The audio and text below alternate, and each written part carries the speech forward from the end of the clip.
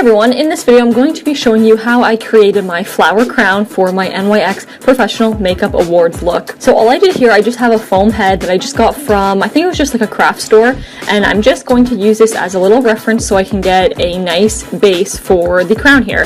So I just have some hard Bristol board, I'm just going to make a circle around the head. I will cut it, and then I'm going to use some hot glue and I'm just going to stick it right on the back so I can get this right in place. And you can always go back and forth with your head or with your foam head just to make sure that it is the correct size. Now after that, I'm taking some hard cardboard paper I just got from a box, so I'm just going to round that into a circle and I'm going to place that all around the crown that we just made. Now the reason we're doing that is because we need a little extra support.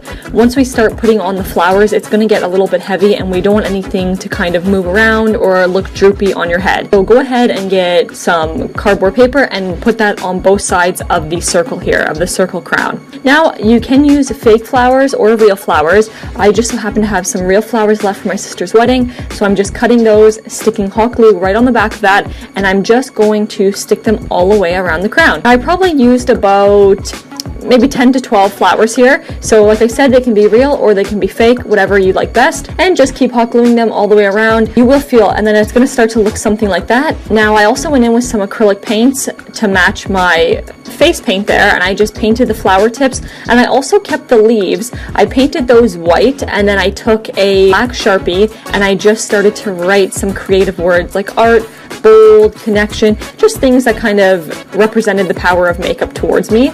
And same thing, I just used some hot glue and I just stuck the leaves right to that crown as well. And when you're finished, it will look something like this. Now I filmed this afterwards, so that's why the flowers do look dead, and that's how I created it.